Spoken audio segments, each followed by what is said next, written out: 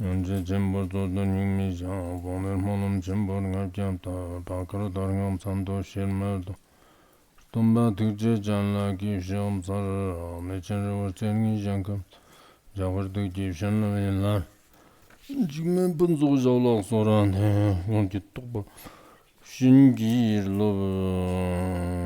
비나천데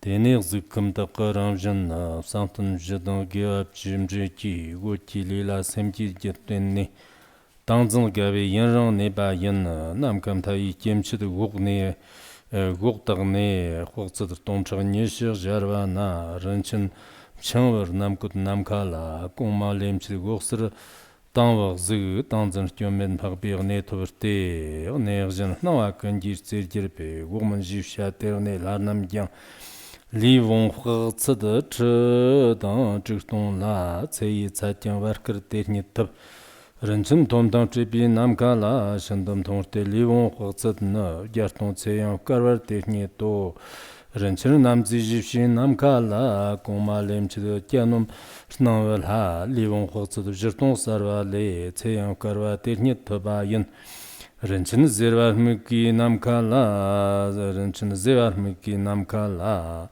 zevar miki namkala, magdong varte, hoxida nirtong li, ceyang vartib karva tehnieto, renchen sherkam tsab namkala, machi varte leon hoxida ton, ceyang varkar tom chakchig yono, renchen ramzir namdag, Namda namkala, mjeva cherte hoxir ngabji var, ngabji li, ceyang vartib karva tehnieto, ranchan kali sapche namkala, sonamir cherte li, lhayi li von hoxit na, nivjar ngabji varkar tehnieto, ranchan chantsuk tikbu namkala, chamil hadan li von Hoxit na gyadang nirnga varkar tehnida ce, ranchan gochim jibji namkala, gerge hoxit chikchir tsabji li, ceyi tsatyang varkar tehnido, ranchan unjan li, namkala tsame ge la li wong hoxit na, samchir tsani varkar tehnida ce, ranchan petak lang namkala, ge chong hoxit pchachig varkar ce, ranchan shirk nja, Shirkaji Namkala, Woxer Hoxid Gyabgit, Li Tsim Song Dan Ranchin Kiki Richi Namkala, Tsadmid God, La Hoxid Jibi Li, Tsayang Varki Karva Tehniedo, Ranchin Parvu Goti Namkala, Gochung Hoxid Ni Li, Tsim Song, So Ranchin Kiran Zayi Namkala, Tsang Chena Livong. Hoxid Shetang Ni, Tsayang Vartib Karva Tehniedo, Ranchin Salma, Gai Namkala, Tsamba Gun Kur Hoxid Chig Li, Ranchin Po Tang Gai Namkala, Tsangri Hoxid Sheli Varkar Shed Teda Jarmed Kamtsag Zikyepe, Padang Mamed Kunzub Kudang, Kun Zog Kudang Je, Tangzan Zepshut Kamgi Mansur Te, Namji Yondan Ramjid Nanyad Shirro.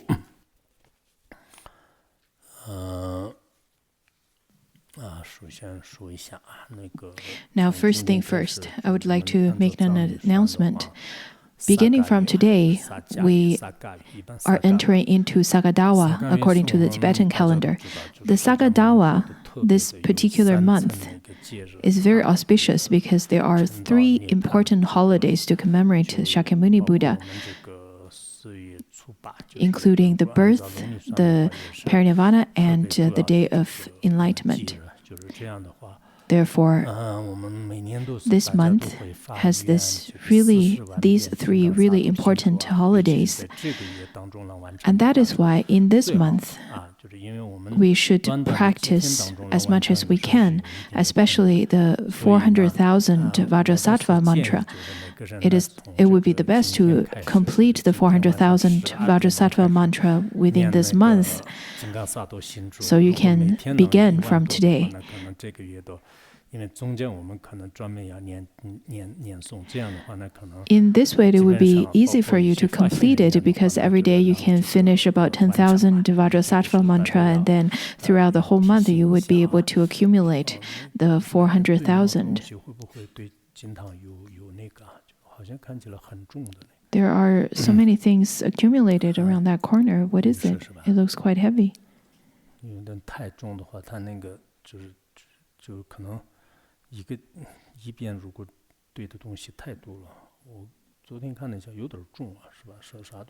I think it's a bit too heavy on that one side. It is not very good for the shrine hall.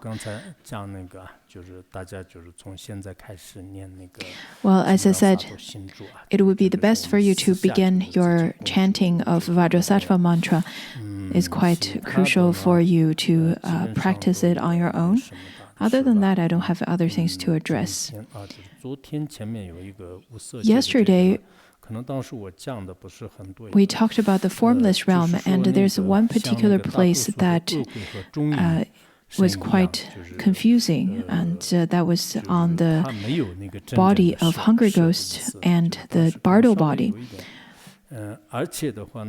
It doesn't have a real form. The Hungry Ghost or the Bardo body, there is no self-charactered form. Even in the dream, that there is the habitual tendency of thinking that one has the body. Even such kind of illusory body doesn't exist. So the majority of the Hungry Ghost and the Bardo being's body is the same. There is no self-charactered body to it.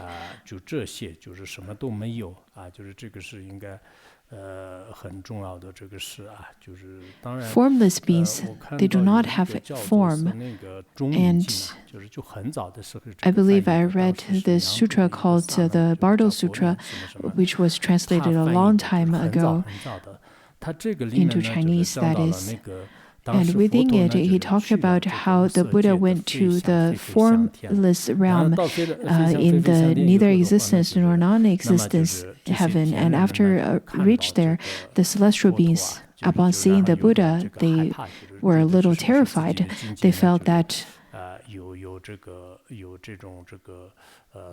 maybe they had mistaken their realization, because they feel that they have already attained a high realization, a type of enlightenment or accomplishment. But by relying on the Buddha's blessings, the formless realm beings realize that they also have birth, old age, death, and illness. They have not attained the absolute accomplishment, and then the Buddha give them refuge and then give them teachings. Two formless realm beings also had a conversation with the Buddha.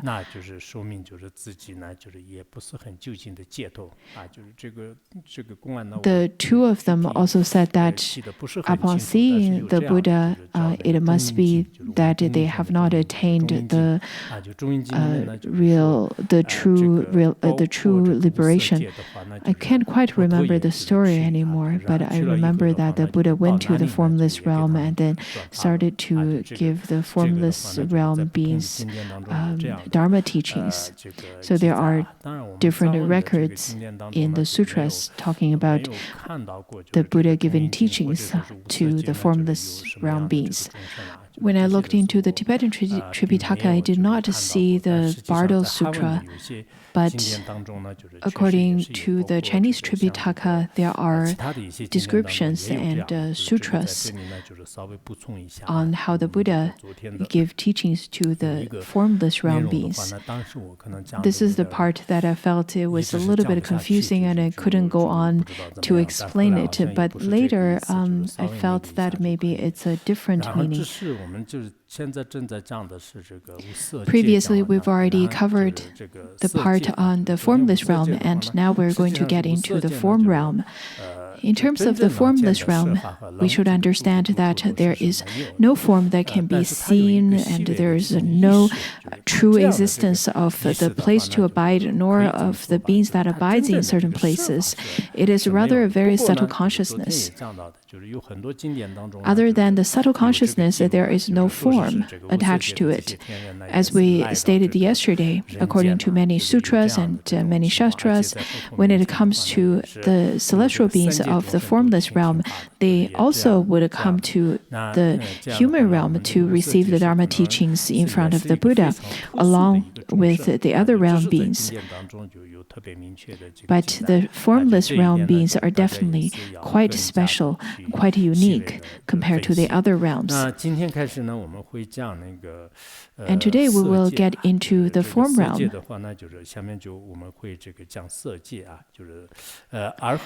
And then let's talk about the form realms. The nature of the form realms rely on 4 meditations and 10 virtuous variations. The mind stream rely on luminous body. There is long abiding in the joyous dhyana. Previously, we've already talked about the 4 formless realms, where the beings abiding over there would rely on this power of dhyana. Also, if one were not to practice the 10 virtuous deeds, they would not gather the sufficient causes and conditions to be reborn there. So one has to rely on the practice of the 10 virtues to be reborn there as well. Now, below the 4 formless realms, then we're going to look at the 17 form realm heavens. What does the 17 form realm heavens look like then? Over here it talks about the nature of the form realm. There are 17 heavens, and the 17 heavens rely on the 4 types of meditation and 10 virtuous and the 10 virtuous deeds. Previously, we talked about how the 4 dhyanas, which is included in Abhidharma also, such as the 6 paramitas and the 10 virtues. Through these kinds of practice, the celestial beings of form realm, their mind stream would be able to rely on a pure, clear light body.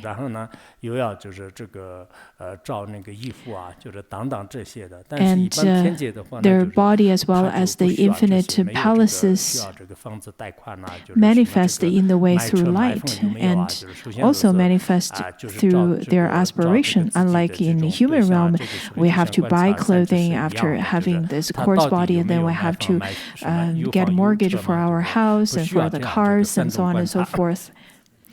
For the celestial beings, they do not need to do that at all. For the celestial beings, in the form realm, there is no hunger, no thirst, no cold and hot, no illness, there's no pandemic, there is no harm.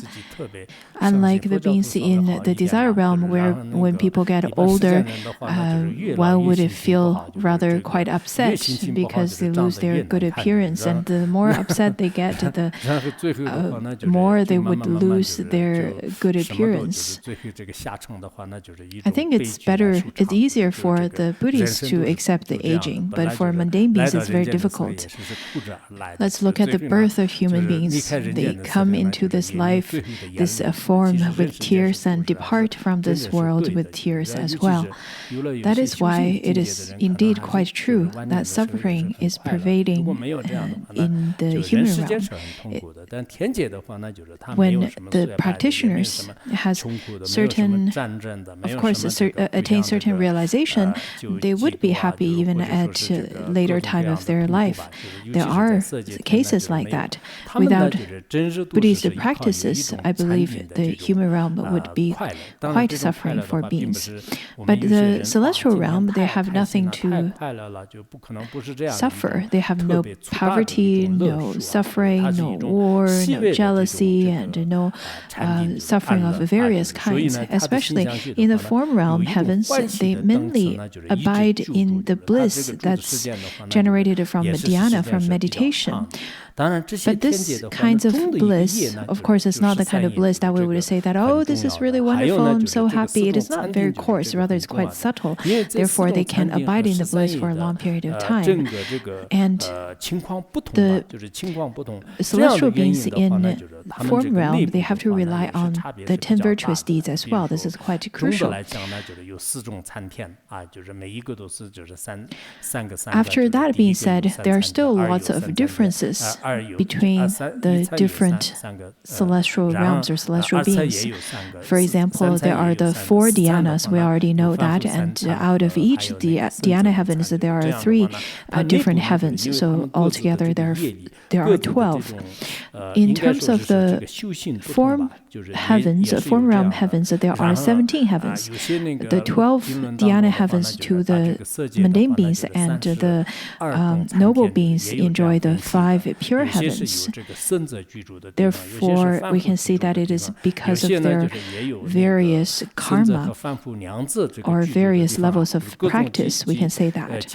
According to some sutras and shastras, it says that in the form realm,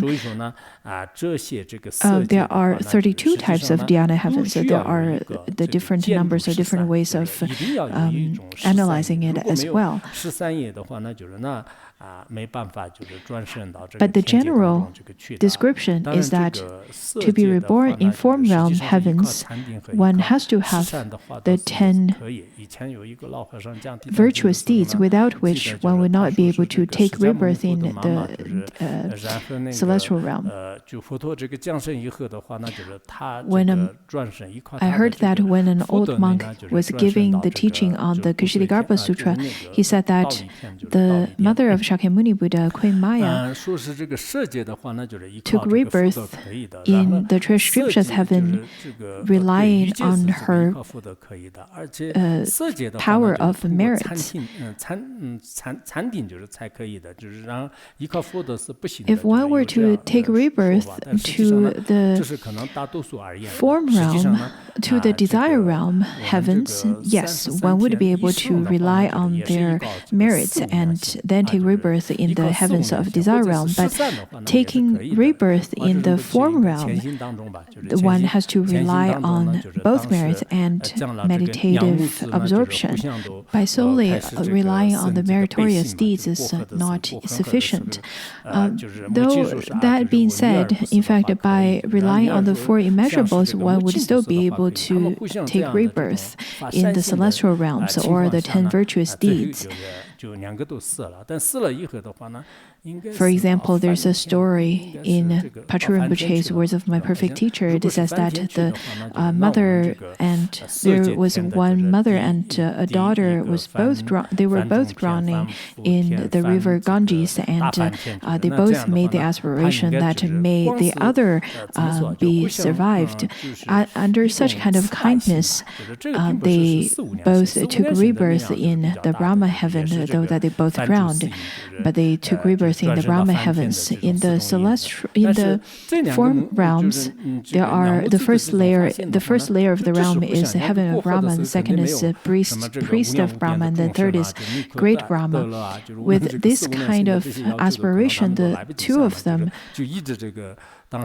took rebirth in the Brahma heavens just simply out of kindness towards each other. It is not really 4 immeasurables, because the 4 immeasurables' power would be even greater. It is to make aspiration that may all sentient beings limitless as space to attain happiness and to part from suffering. But probably they don't really have time to think about that. But by making such virtuous aspiration, they still were able to take rebirth in the form realm heavens. The cause of taking rebirth in form realm, on one hand, one needs to have dhyana. On the other, one definitely needs to have the kind heart. If one were to have the kind heart, then with the pure aspiration, one would be able to take rebirth in the celestial realms of the form realm. So I think the cause for the form realm, it is not just the 10 virtuous deeds. Rather, by relying on this kind heart, one would still be able to take rebirth over there. So you can also make your own analysis.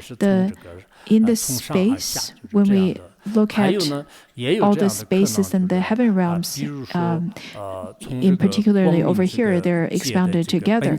All the sentient beings of the formless realm, they would descend from top to down. It is to say that at the time of being in the luminous space, and when there is manifestation, but the sentient beings did not recognize their true nature, Rather, they were confused because of ignorance, and then they became sentient beings. So some of the sentient beings, maybe you would ask, well, where did you get confused? Some would say that they get confused at the desire realm, and then they would become beings of desire realm. At the time of being confused at the form realm, then they would become the sentient beings of form realm, and the formless realm, they would become beings of formless realm. So in the three realms, the sentient beings would be trapped. It would be like the bee that's trapped in the bottle. They spin and rotates constantly in this samsara.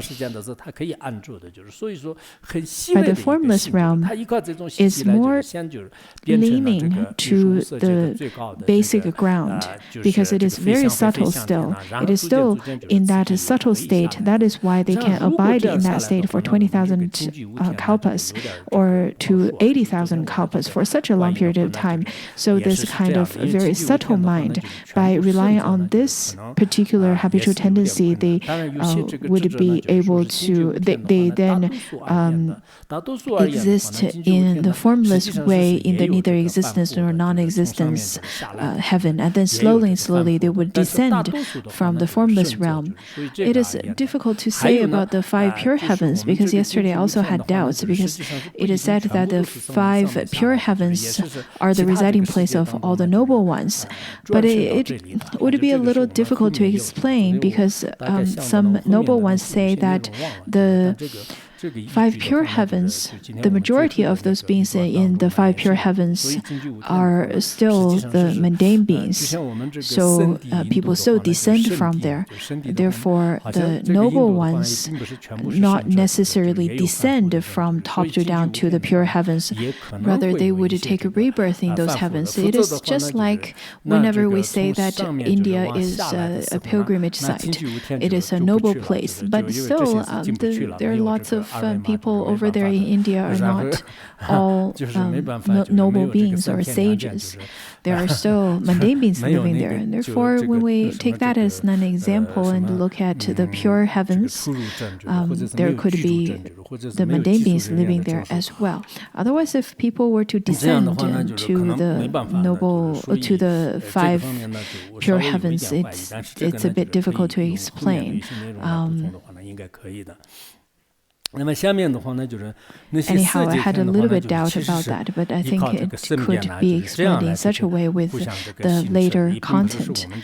The form realm heavens, in fact, the sentient beings would rely on the miraculous manifestation. They would not need to commute like human beings to take airplanes or walk. What is it like then? How are the beings living in the form realms like? It says that the beings that takes rebirth to the five pure heavens, the peak of the five pure heavens is the unexcelled heaven, the Agnishta. And in this heaven, their body, their palaces, they are extremely beautiful and extremely pure, just like rainbows. So comparatively speaking, in the form realm, they're really the most magnificent, most beautiful, and the most pure, including all of the palaces and the bodies. They are the most supreme in the form realm.